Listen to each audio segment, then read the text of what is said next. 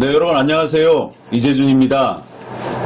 이번에 수원의 미래를 꿈꾸는 지방선거 도전자입니다. 수원 특례시 승격됐잖아요. 1월 13일부로. 그 수원 특례시에 가슴 뛰게 수원을 이끌어 가고 싶은 이재준입니다. 가슴 뛰는 수원 특례시 어떻게 할 수 있을까요? 저는 시민들하고 물론 토론하고 의견을 듣고 같이 할 생각인데 우선 제 생각을 말씀을 드려볼게요. 특례시가 되고 우리는 가슴 뛰면서 미래를 가야 됩니다. 정조대왕이 만들어서 이루어진 우리 수원 화성, 수원인데요. 225년이 지났습니다. 그동안 자부심을 갖고 살아왔는데요. 미래는 우리가 어떻게 해야 될까? 그 문화예술의 자긍심을 갖고 미래는 좀 더 나은 삶을 위해서 경제적 활력을 가져가야 됩니다. 저는 30개의 대기업 유치를 목표로 하고 있습니다. 과거 한 15년 전까지만 해도 우리가 13개의 대기업이 있었어요. 그런데 15년 사이에 9개가 지방으로 이전했습니다. 지금 4개 남았습니다. 그 4개 대기업에 의존하다 보니까 여러 가지 경제적 문제가 세수 문제도 파급됐고 일자리 문제도 파급됐고 여러 가지 문제가 파급되고 있어요. 그래서 4개 대기업을 30개의 대기업으로 확대 유치하자라는 게 컨셉인데 어떻게 하느냐? 제가 도시계획을 전공하고 있어요. 그동안 30년 동안 교육도 하고 연구도 하고 행정도 또 해보고 실제 프로젝트 일도 도시계획 일을 굉장히 많이 했습니다. 현장에서. 지금도 서울 마곡지구의 총괄계획과 일명 MP라는 걸 하고 있는데요. 그 마곡지구도 110만 평에 30만 평의 대기업을 유치했습니다. LG를 비롯해서 많은 기업들을 유치했는데 그 유치 경험을 토대로 하면은 첨단 기업 신도시라는 걸 만들어서 저가의 토지를 대기업들한테 공급하는 겁니다. 그리고 현재 있는 우리 수원시 기업들, 중소기업들을 대기업으로 육성하는 두 가지 정책을 피면 저는 한 30개 정도는 할 수 있다고 생각합니다. 최근에 벌써 하나를 유치했습니다. 가슴 뛰는 수원 특례시 뭐냐? 경제특례시입니다. 대기업 30개를 유치하는 경제특례시로 만들어 가겠다. 여러 가지 방법들이 있지만 우선 첨단 산업 신도시로 여러분 저는 그동안 수원시에서 많은 노력도 했습니다. 수원시 발전을 위해서 시민의 건강한 삶을 위해서 그런 노력들을 현장에서 또 행정에서 해보니까 미래는 이렇게 가야 되겠다라는 비전들이 많이 보였어요. 그래서 그 비전을 여러분들하고 같이 실천하고자 시장에 도전했습니다. 사실은 제가 시장에 도전하는 것도 일종의 행정 서비스 수장이 돼서 공무원들 3,000여 이상의 공무원들을 우리 125만 수원 시민들에게 어떻게 행정 서비스를 할까? 그리고 그 공무원들이 미래 비전을 위해서 어떤 일을 역할을 시킬까라는 걸로 일을 압축시켜 민원인들이 동사무소로 가든 구청을 가든 시청을 가든 시스템을 새로 만들어야 되겠다는 생각을 해요. 예를 들면 제가 건축 일에 민원이 있어서 건축과나 공동주택과나 뭐 개발과나 이런 데를 찾아가는 게 아니라 어딜 갈지 몰라요. 일반 시민들은. 이걸 들고 제가 생각하는 소통 민원실 특별히 만들 겁니다. 거길 들어가면 퇴직한 오래된 경험이 있는 분이 그걸 보고 이거는 무슨 과장이나 팀장이 하면 되겠네요 라고 해서 그 팀장과 과장을 부르면 돼요. 그 종합 민원 소통실을 크게 만들어서 각 과에 경험 있는 사람들 다 배치시켜 놓고 민원인들이 어떤 민원을 갖고 가든 그 중에 어떤 사람이 그걸 들고 쫓아가게끔 그 사람이 실국과 팀을 쫓아가게끔 만들면 일이 아주 손쉽죠. 민원인은 앉아서 커피 마시면 됩니다. 그리고 며칠 뒤에 오십시오 라고 하면 며칠 뒤에 와서 그 민원의 진척도를 알게끔 하는 예전에 우리가 흔히 말했던 원스톱이죠. 근데 원스톱이 잘 안 이루어졌습니다. 내가 쫓아가서 그 사람을 응대해야 되기 때문에 그런 건데 저는 공무원이 쫓아다니게 하는 그런 새로운 방식으로 좀 바꿀 생각. 저는 이동하는 행정직무실도 아주 중요하다고 봅니다.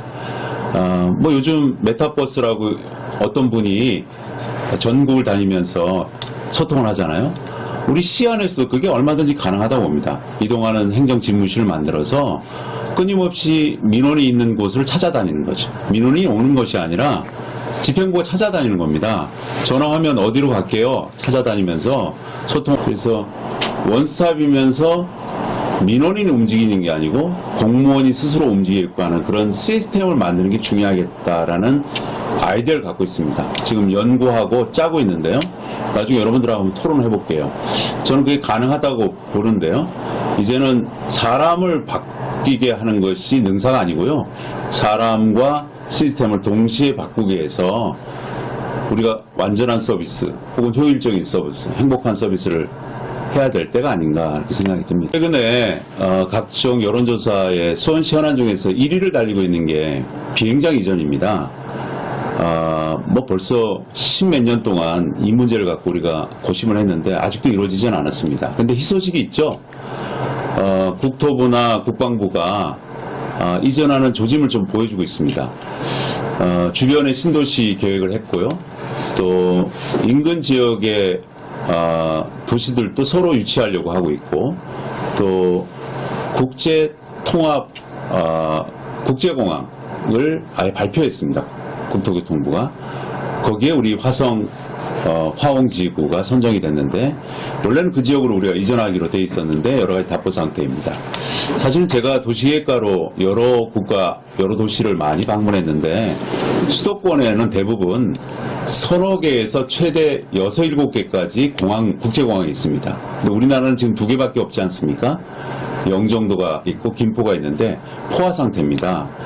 5년, 10년 지나면 그 물동량 때문에 더 이상 가동을 할 수가 없을 정도로 포화 상태인데, 빨리 이 수도권 인근에 제3, 제4의 국제공항을 신설해야 되는데 제1번으로 장소가 선택되는 데가 우리 화홍지구입니다.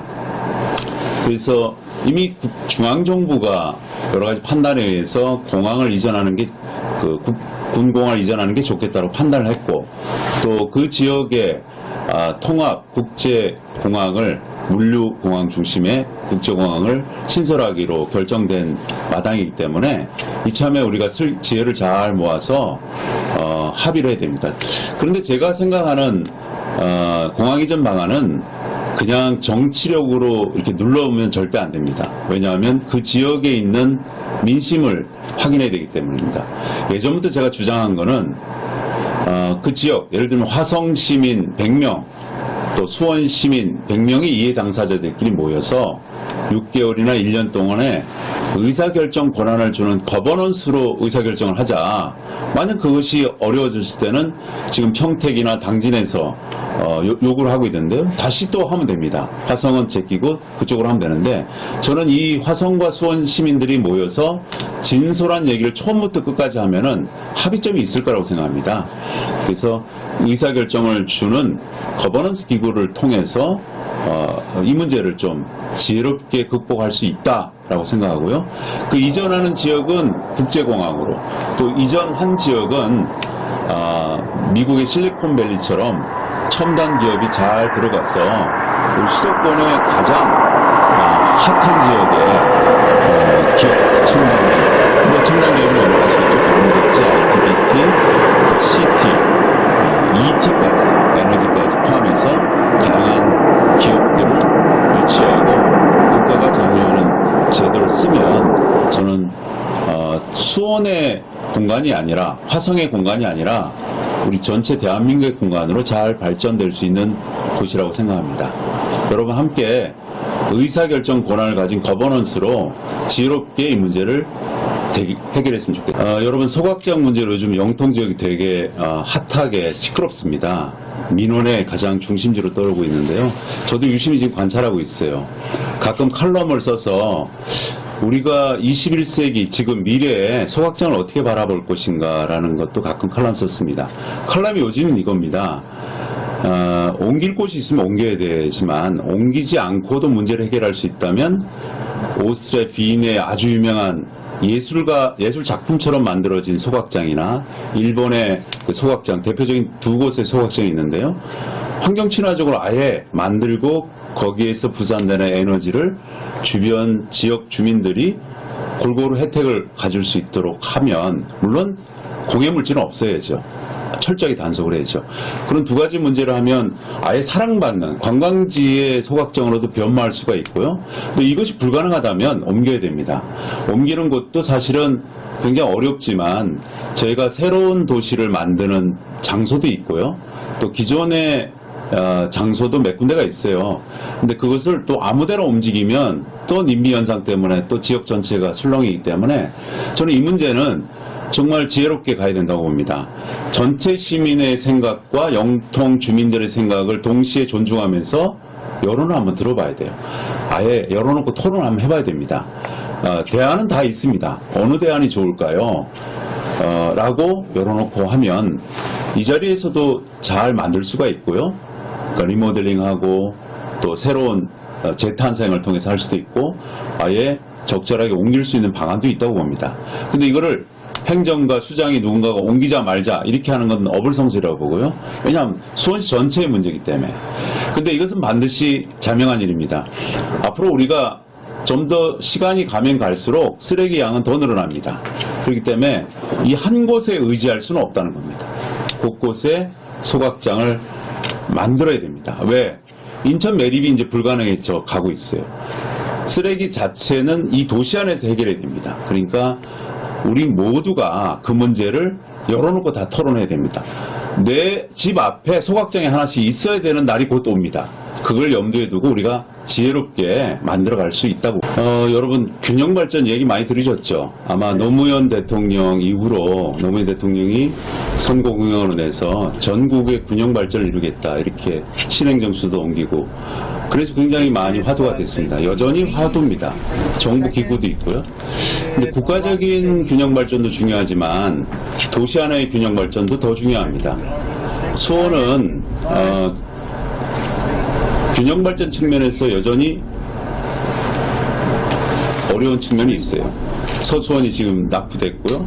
도심의 아주 중심지가 또 낙후돼 있고 외곽의 신도시, 영통, 광교, 서수원 일부 이렇게 신도시가 들어서 새로운 곳으로 사람들이 주거나 상업이 이전하기 때문에 중간은 또 기존 도심은 슬럼화됩니다.